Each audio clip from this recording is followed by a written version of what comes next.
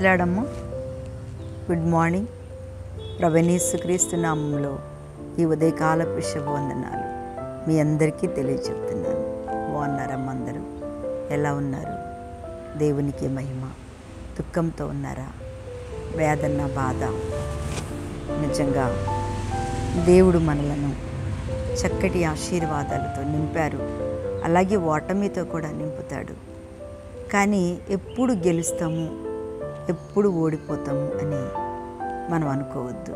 కానీ పౌలు గారు ఒక చక్కటి మాట చెప్పాడు కదా, ఈ లోకము ఒక పరుగు పందెం లాంటిది. పరుగు పందెంలో పరిగెడతారు అందరూ, కానీ గెలుపు ఒక్కరికే ఉంటుంది కదా. ఇద్దరికి గెలుపు ఉండదు, ఒక్కరికే గెలుపు ఉంటుంది. ఇక ఆ గెలిచిన వాళ్ళు ఆనందిస్తారు, ఓడిపోయిన వాళ్ళు ఏడుస్తారు కదా. దేవునికి స్తోత్రం. హల్లెలూయా. మన జీవితంలో కూడా గెలుపు ఓటములు అనేవి చాలా ఉంటాయి. కానీ ఖచ్చితంగా గెలుపు ఉన్నప్పుడు ఆనందిస్తాము, ఆ ఓటమి ఉన్నప్పుడు కూడా మనము అదే రీతిగా తట్టుకుని జయించాలి.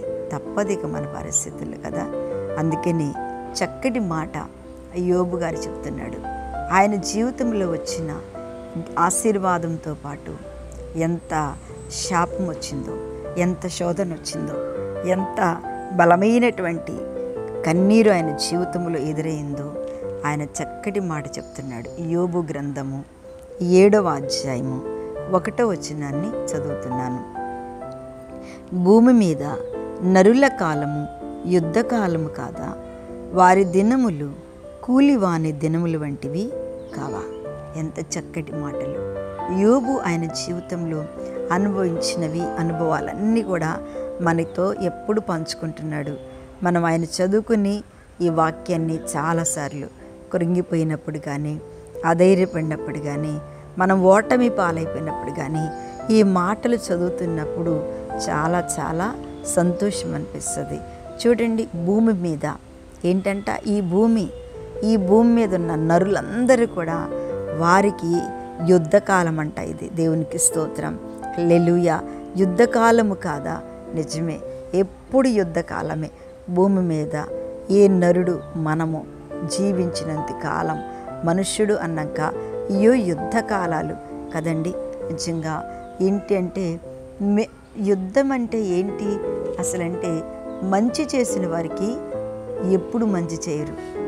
కానీ పాపం వాళ్ళు ఎంత బాధపడతారంటే, చాలామందికి సహాయం చేసి, మంచి చేసి, మేలు చేసి, ప్రజలు క్షేమమును ఆశించే వారికి ఎప్పుడు వాళ్ళ జీవితంలో ఓటమి ఎదురవుతూనే ఉంటుంది.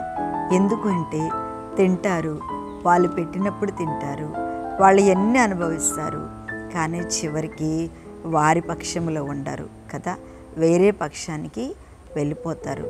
మనుషుల నైజం అది. కానీ ఆ మనుష్యుడు, ఆ నరులు ఎంత బాధపడతారో చూడండి దేవుని బిడ్డలారా. నిజంగా వాళ్ళు ఎలాంటప్పుడు ఎంత కురింగిపోతారో యోబు అదే అంటున్నాడు.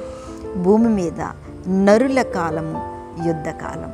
నిజంగా మనం బ్రతికిన రోజులు యుద్ధకాలం ఏది. కానీ ఆ యుద్ధంలో ఖచ్చితంగా ఒకడైతే గెలుస్తాడు, ఒకళ్ళు ఓడిపోతారు కదా. ఓడిపోతాము అని మనము సచ్చిపడిపోవడానికి వీల్లేదు. ఎందుకంటే ఏదో ఒక రోజున తప్పకుండా దేవుడు మన తలను పైకెత్తుతాడు. ఈరోజు ఒక ఆమె మా సాక్ష్యం చెప్పింది.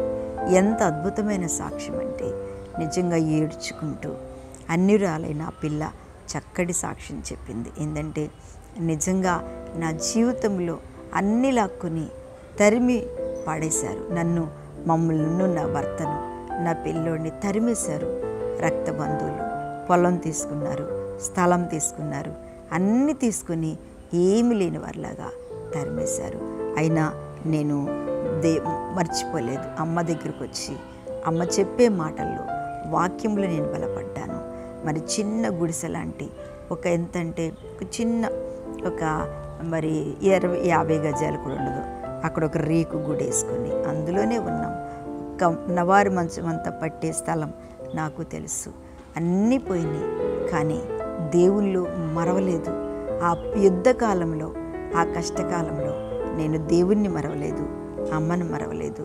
అమ్మ ఏ రోజు ఆమె కష్టాన్ని చెప్తుందో ఆ రోజు నేను చాలా ధైర్యంగా ఉన్నాను అని చెప్తూ, ఇప్పుడు దేవుడు నాకు అద్భుతమైన ఆశీర్వాదం, నాకు పెద్ద ఇల్లు అమ్మాయికి, మళ్ళీ పోయిన పొలమంతా తిరిగి వాళ్ళే పిలిచి వాళ్ళకి ఇచ్చారు.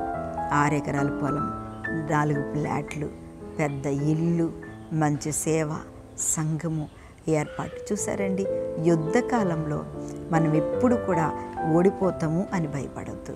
ఏదో ఒక రోజున ఖచ్చితంగా తిరిగి మళ్ళీ మనకి గెలుపునిస్తాడు. ఈ వాక్యం వింటున్న దేవుని బిడ్డలారా, నిజమే, అన్నం పెట్టిన చేతులే ఎప్పుడైనా మనకి అన్యాయంగా మాట్లాడతారు.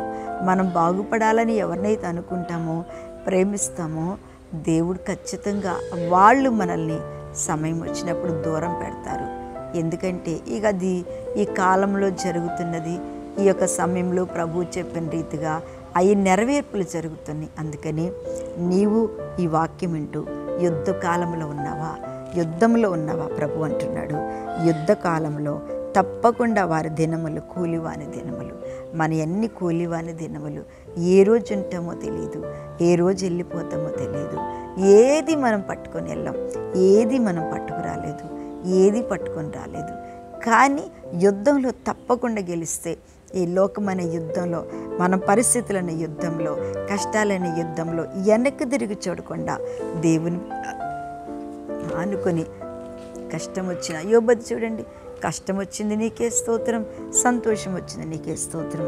అలాంటి బలమైన విశ్వాసంతో దేవుడు మనందరినీ నిలబెట్టుకొని, ఈ వాక్యం వింటున్న మీ అందరినీ నిలబెట్టుకొని, ఎలాంటి శ్రమ వచ్చినా నా దేవుడు నా పక్షంలో యుద్ధం చేస్తాడు అని నువ్వు మర్చిపోకుండా ఉన్నట్టయితే తప్పకుండా ఆ యుద్ధంలో, అది ఏ విషయమైన యుద్ధమన్నా కానీ, అందులో నీ దేవుడు నిన్ను గెలిపిస్తాడు.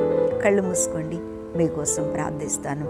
పరిశుద్ధుడైన తండ్రి, మహిమ కలిగిన దేవా, ఈ ఉదయకాలం ఎంతమంది ఈ వాక్యంలో ఏకీభవిస్తున్నారో ప్రతి ఒక్కరి యుద్ధంలో గెలుపు దయచేయండి.